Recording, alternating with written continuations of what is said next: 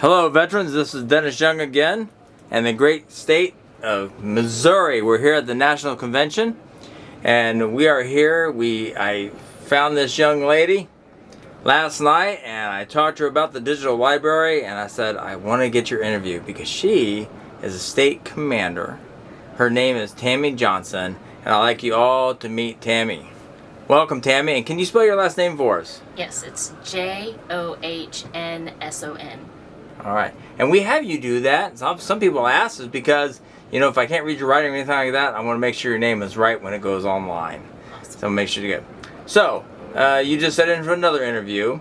So let's go back a little bit in your time. Let's talk about, where you grew up, where you went to school, when you graduated, and what got you to go into the military. I grew up most of my life in North Carolina. When I entered high school, I joined the junior RTC, and that began my passion for the military. So I graduated in 1990 from Oak Ridge Military Academy, and then I joined the Army. Cool. Well, I'm Army. Cool. All right. So, what was your most in the Army? I was in 93 Papa, Flight Operations. Flight operations. All right. So tell us a little bit about that. Like, where have you been stationed? What'd you do? And then how did you get your qualifications for the VFW? So I went to basic training at Fort Jackson, and then I went to Mother Rucker for my aviation training. And then right after that, the last few weeks we got our orders. I had orders to Korea. But then the Gulf War, Operation Desert Shield began, and we were in the day room watching it with our drill sergeants, and I looked at the drill sergeant and I asked, do you think that we'll go? And the drill sergeant looked at me and said, no, they'll send me first. And I was like, I don't think so. Well, I was correct. They rescinded the orders, and I got orders to go. Okay, So who did you go with? Well, they sent us as people that they would attach to other units. So like augmentees then? Yeah, because we were fresh out of AIT. Okay, and who did you end up with then? Funny story. I ended up with the 1-1. 1st Aviation, 1st Infantry Division. And that was during a time frame that women weren't on the front line. Correct. But they sent me there because someone had misspelled my name. They didn't think to look at my gender. They just looked at my name. So I was Tammy Johnson. And so I got sent to the 1st Infantry Division, Big Red 1. Yeah, I was actually with the Big Red 1 early in life, before you even came in the military. So you was with the Big Red 1. That's Yes. Awesome. Did you have issues with that once you got there and they found out that you were female and your name wasn't Tommy? So the unit that was there, they did have, I think it was 3 other females that were in the unit prior to deployment. I have to say this, I'm not a fan of men and women serving in a combat zone together. There are issues that I don't think can be fixed, but they definitely should be addressed prior to doing that. Okay. So it was learning, and of course, fresh out of AIT, fresh out of high school. It was interesting. An experience, right? Yes. Okay. So was that the only combat time you spent was just with the Big Red 1? Yes. Okay. So then you redeployed back, I think you were only there, about 9 months or something? Actually, we had a wonderful general and a president that allowed the general to do his job. So Operation Desert Storm didn't last too long. No, it didn't. So. Did not. You're correct. I was actually on a roll to be deployed in Alaska. We ended up staying because it was so short. Right. I got there in December, and I left in April. Of course, those that didn't have a unit, yeah. You had to get signed. So then when you came back to the States, who did you go to then? Where'd you go to? I went to Southcom in Panama. Wow. 214th medevac. Okay. All right. So, did you stay in? What's your time in service then? I was riffed by President Clinton in '95. So only 5 years then? Like 5 years. And can I ask why you were riffed? What was with that, or reduction of forces? Just reduction of forces. Yeah. Gotcha. Yeah. Your Changed. MOS kind of went away then, is what happened? No. They just were downsizing the military, so. And I remember those days. In '95, I was stationed in Texas, actually. Yeah, it was very close to my re-up time.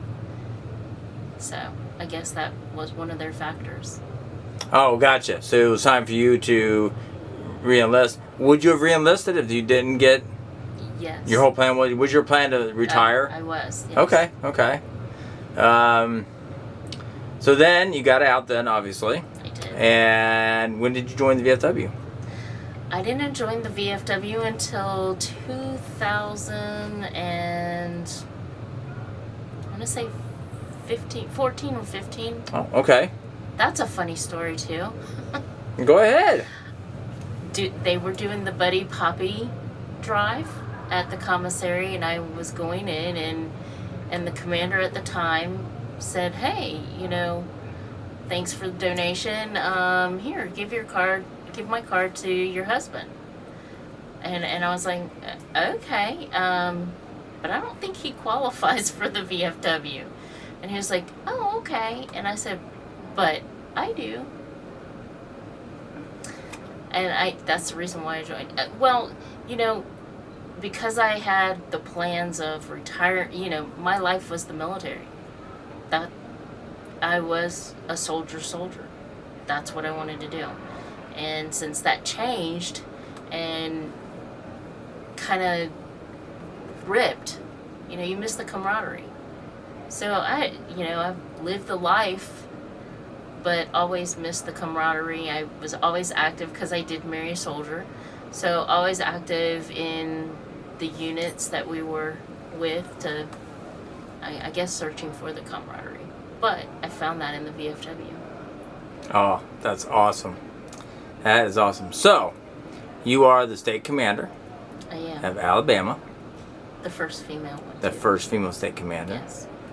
Which, that's awesome. And we got Carol Whitmore, who Yes. in 3 years will become Yes. the national commander, Correct. first female ever. And that's going to be, let's see, 26,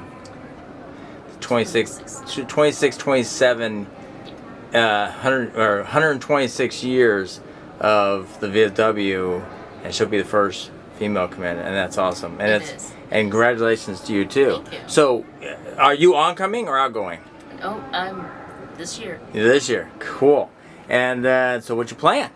What's your plan for your state? What's I'm gonna your throw plan to roll? everything at the wall and see what sticks. We need to be attractive to our younger brothers and sisters, and I'm not going to say that we didn't earn the stigma that we have with the VFW, being veterans sitting at a bar drinking and smoking and telling war stories, but that's not who we are, and so it's time to kick that stigma to the curb and get back to our You mission. are 100% correct. And see, you didn't think you had anything to say, but that's important because people are going to see this. People, and that is the truth. We need to stop that stigma, and then that's not our stigma. That's because maybe in the past it was pretty much that way. It's not that way anymore. No, it We is not. do a lot of community service. We do a lot of things for people, and we spend a lot of money in our communities. Yes.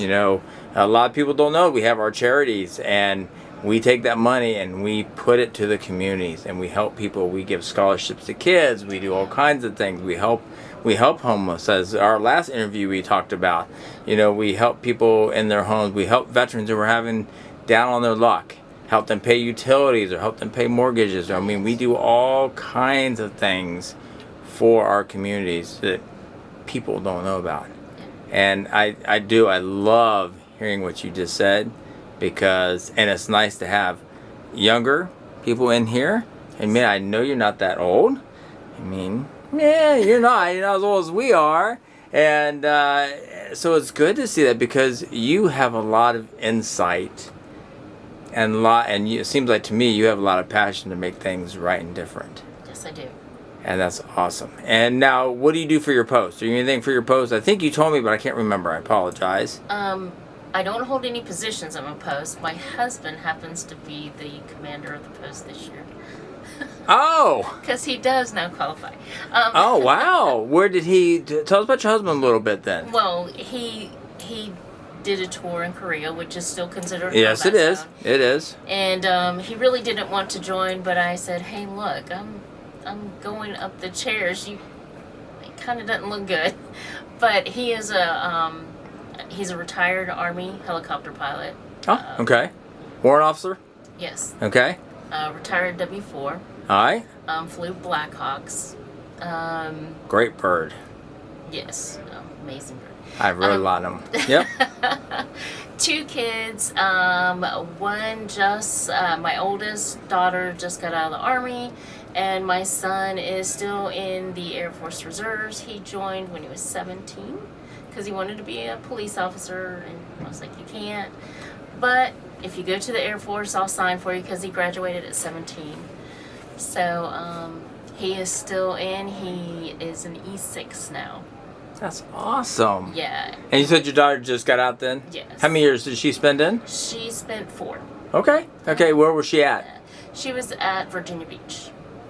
Virginia Beach. I know. Was that service? I don't know. What? But I guess What'd she somebody do? has to What'd she do for the military? She was a clerk. A clerk? Okay. Yeah. Nothing wrong with that. Nothing wrong at all.